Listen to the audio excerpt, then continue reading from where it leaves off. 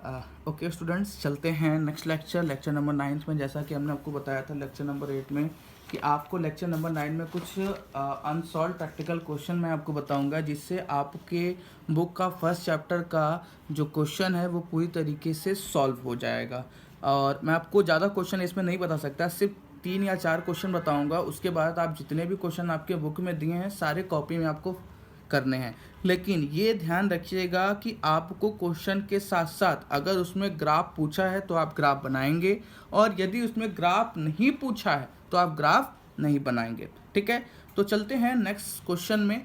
मैं आपको बताता हूँ कि आपको किस टाइप का क्वेश्चन फर्स्ट चैप्टर से रिलेटेड मिलता है और किस टाइप कैसे हम उसको सॉल्व करेंगे। सॉल्व करने से पहले आपको वो सारे फॉर्मूले आपको याद रखने हैं जो फॉर्मूला मैंने आपको बताया था। जैसा कि हमने आपको बताया था, पहला जो फॉर्मूला था वो फॉर्मूला था MRT या MOC फाइंड करने का। मैंने आपको बताया था delta Y upon delta X, ये फॉर्मूला स्टूडेंट्स मैंने आपको बताया था।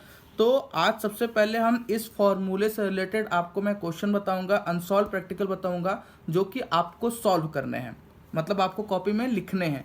तो पहला जो क्वेश्चन रहेगा वो क्वेश्चन है आपका, calculate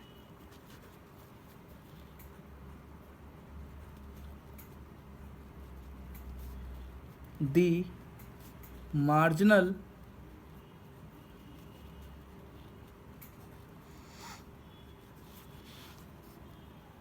opportunity cost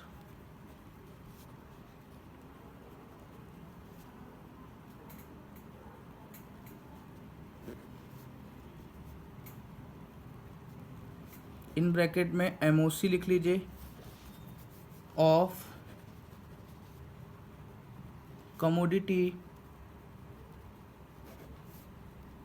X of for the given combinations।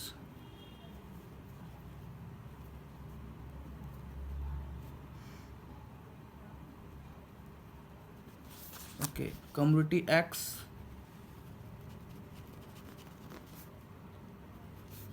Commodity Y,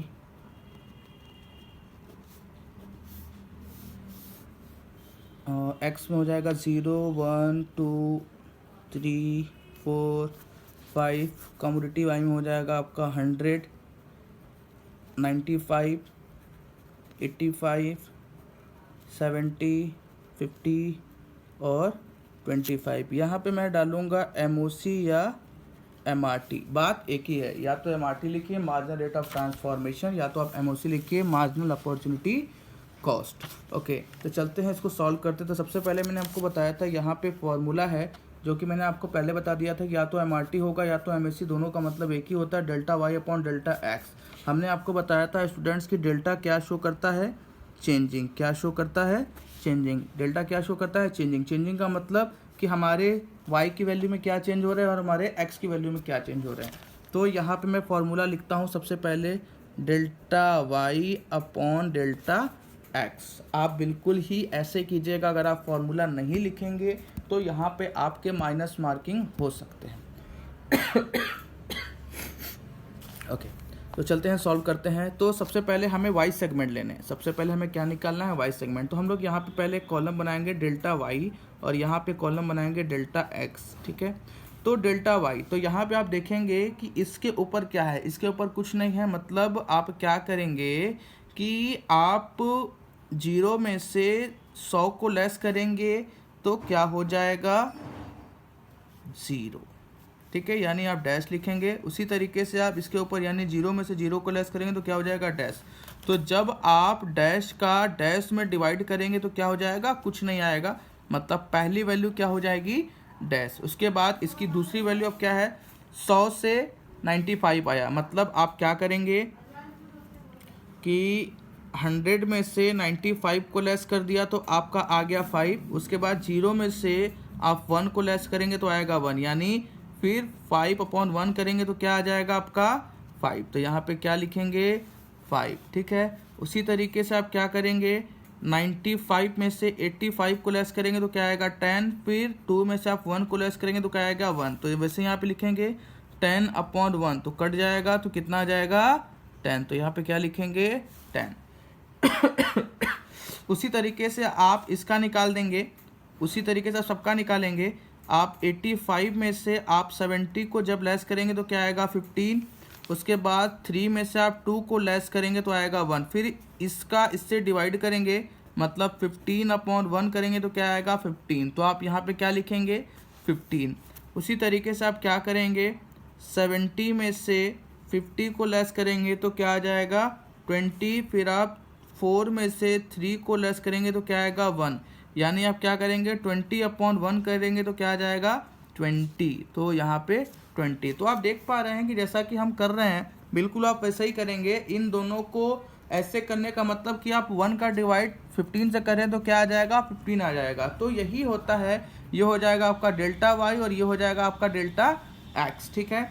उसके बाद हमारा बचा हुआ है 50 माइनस 25, तो आ जाएगा 25, 50 में से 25 को लेस कर दिया 25, उसके बाद 5 में से आप जब 4 को लेस करेंगे तो आपका आ जाएगा 1, फिर आप क्या करेंगे 25 डिवाइडेड 1 तो कट जाएगा 25, तो यहाँ पे क्या आ जाएगा 25। स्टूडेंट्स आप यहाँ पे देखिए कि यहाँ पे आपका एमओसी या एमआरटी निकल गया, बिल्कुल वही कॉन्सेप्ट जो मैंने आपको बताया था, delta X upon delta Y.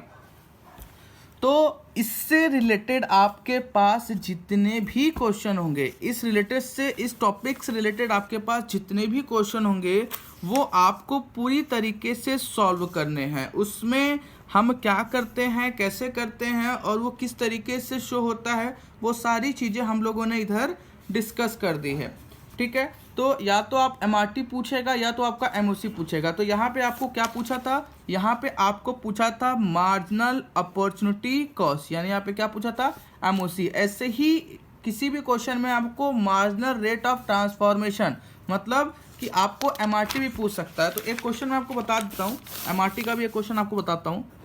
Question number 2, जैसे मान लीजिए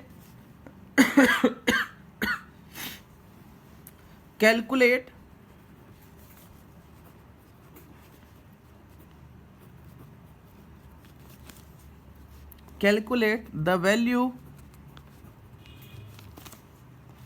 ऑफ एमआरटी। आपको क्या निकालना है एमआरटी। अब वैल्यू क्या दिया है, कमोडिटी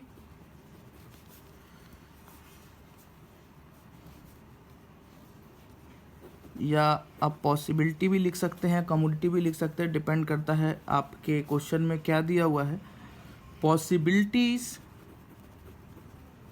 में आपका ए हो जाएगा, बी हो जाएगा, सी डी ई और एफ। गुड, 2 गुड्स की ज़रूरत होगी, वहाँ पे कमोडिटी था, कोई इशू नहीं है। गुड ए और गुड बी। ए में हो जाएगा 1 0 1 2 3 4 5।